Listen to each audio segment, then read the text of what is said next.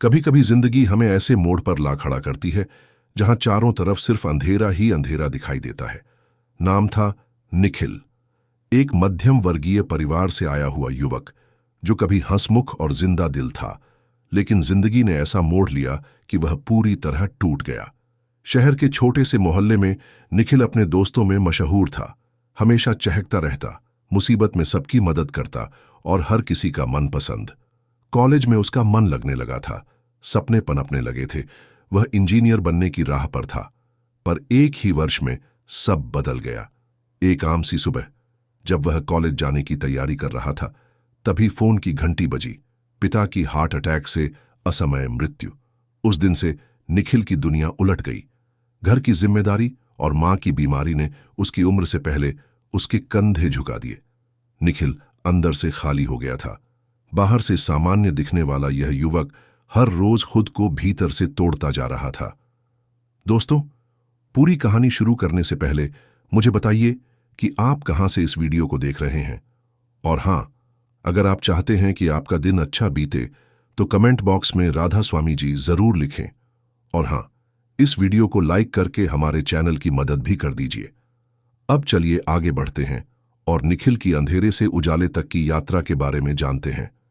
धीरे धीरे उसकी पढ़ाई छूट गई, दोस्तों से दूरी बन गई और वह रातों को जागते हुए बस एक सवाल दोहराता, क्या अब मेरा जीवन यही है? एक वक्त था जब निखिल क्लास में सबसे आगे बैठकर सवाल पूछता था। अब वह कॉलेज ही नहीं जाता था। अब उसकी दिनचर्या सिर्फ एक छोटी सी दवा की दुकान में काम करने तक सिमट गई थी। वहां भी वह मन से मौजूद नहीं होता था। ग्राहक आते, दवाइयां मांगते और निखिल रोबोट की तरह काम करता रहता। एक बार उसके कॉलेज के दोस्त मिलने आए, लेकिन निखिल ने उनसे मिलने से मना कर दिया। मैं किसी के सामने नहीं आना चाहता, उसने मां से कहा था। मैं अब वह निखिल नहीं रहा जिसे वे जानते थे। हर तरफ अंधेरा था, मानसिक, आर्थिक और भावनात्मक। निखिल को लगता था जैसे उसका अस्तित्व ही अब बोझ बन चुका है। मां हर रोज बाबा जी का नाम लेकर भजन करती, पर निखिल को यह सब एक ढकोसला लगता था। एक दिन तो उसने गुस्से में मां से कह ही दिया, क्या मिला आपको इस भजन से?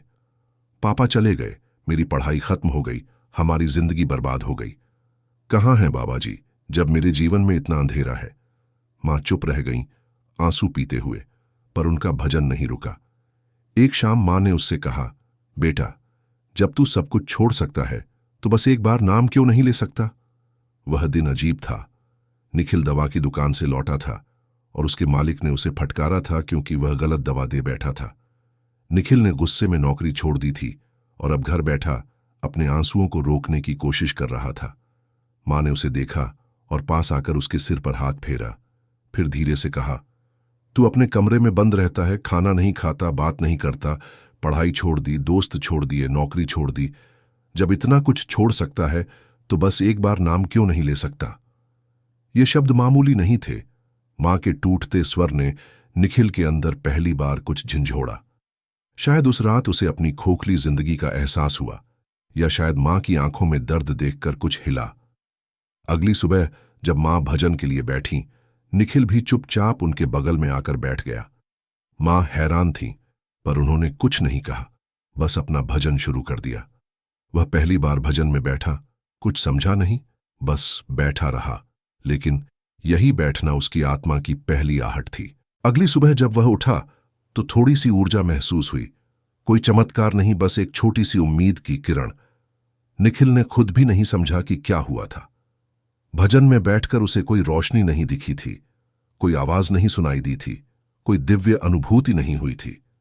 फिर भी अगली सुबह पहली बार महीनों बाद उसने अपने बालों को ठीक से कंघी किया और खुद से शेव किया। क्या हुआ? मां ने हैरानी से पूछा। निखिल ने कंधे उचकाए और कहा, बस ऐसे ही, थोड़ा अच्छा लग रहा है। शायद कल की नींद अच्छी थी। मां मुस्कुराई, पर कुछ कहा नहीं। उस दिन निखिल ने पहली बार अपने कॉलेज के पुराने दोस्त को फोन किया और बताया कि वह कैसा महसूस कर रहा था। मुझे नहीं पता आगे क्या होगा, उसने कहा, लेकिन मुझे लगता है मैं फिर से कोशिश कर सकता हूं। और यही किरण एक दिन सवेरा बनती है। ये बात निखिल को तब समझ में नहीं आई थी, लेकिन उसने उस दिन से भजन छोड़ना बंद कर दिया। वह हर दिन थोड़ी देर बैठता, मन भागता, पर वह फिर भी टिके रहने की कोशिश करता। कभी कभी तो पूरा भजन उसे याद भी नहीं रहता और वह सिर्फ बाबा जी का नाम ही दोहराता रहता। पर हर दिन वह थोड़ा और लंबे समय तक टिकने लगा। बाबा जी की वाणी उसे धीरे धीरे समझ में आने लगी।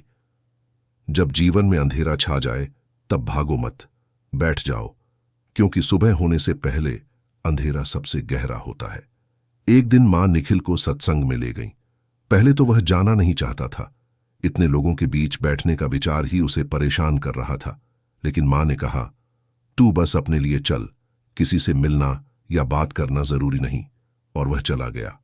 वहां एक बड़े भाई सत्संग दे रहे थे और निखिल ने पहली बार ध्यान देकर सुना। उन्होंने कहा, जीवन में जब सबसे ज्यादा अंधेरा लगे वही वक्त होता है जब सवेरा सबसे ज्यादा करीब होता है।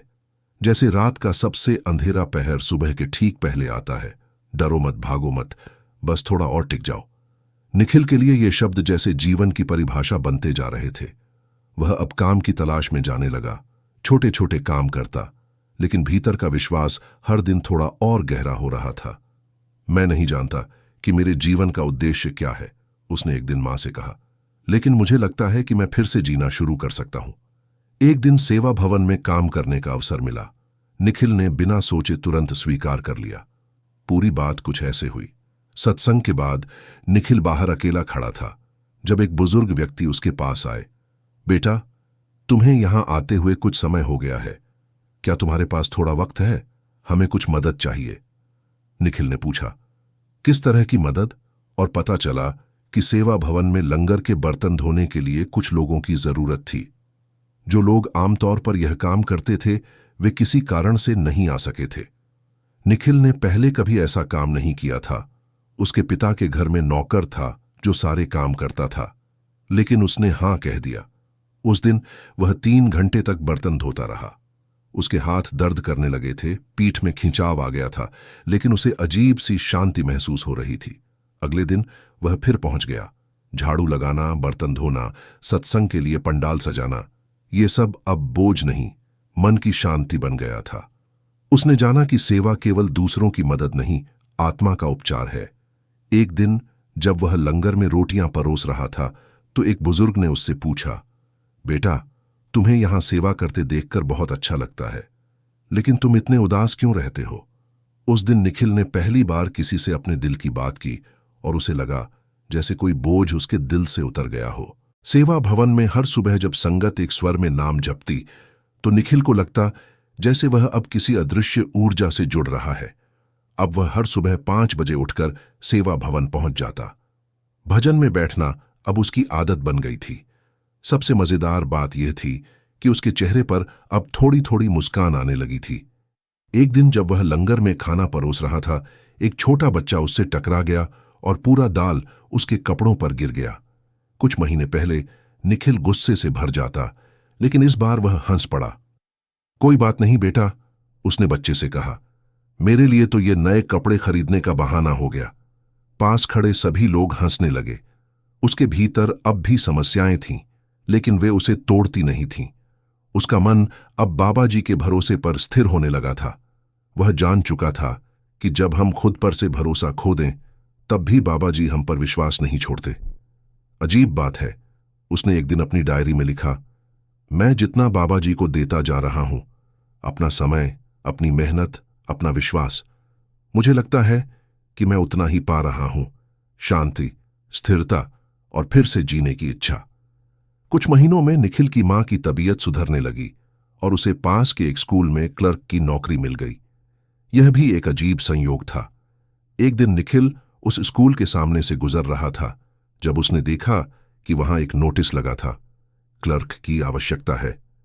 बस यूं ही उसने अंदर जाकर पूछताछ की और पता चला कि स्कूल के प्रिंसिपल उस सेवा भवन के नियमित विजिटर थे जहां निखिल सेवा करता था। उन्होंने निखिल को पहचान लिया और इंटरव्यू के लिए बुला लिया। अगले ही दिन उसे नौकरी मिल गई।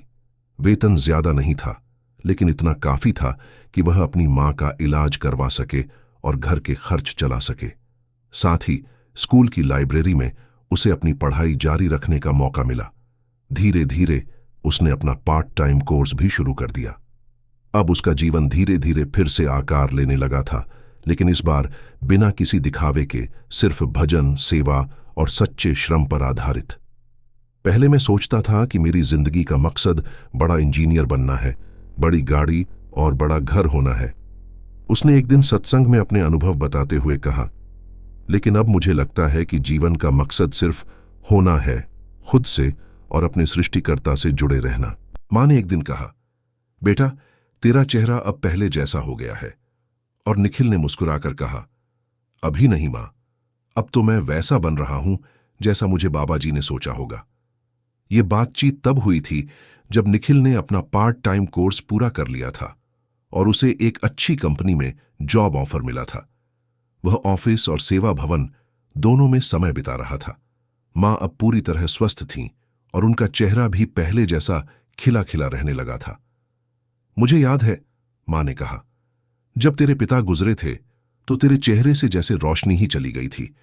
मुझे लगता था कि मेरा बेटा जिंदा होते हुए भी मृत है, और अब उनकी आंखें भर आईं। और अब मुझे लगता है कि मेरा बेटा फिर से जीवंत हो गया है, वैसा ही जैसा पहले था। निखिल ने मां का हाथ थामा और कहा, नहीं मां, मैं वैसा नहीं हूं जैसा पहले था। मैं तो उससे बेहतर बन रहा हूं जैसा मुझे बाबा जी ने सोचा होगा, सच्चा, मेहनती और दूसरों की सेवा करने वाला। उस दिन मां की आंखों में वर्षों बाद संतोष और श्रद्धा की एक साथ चमक थी।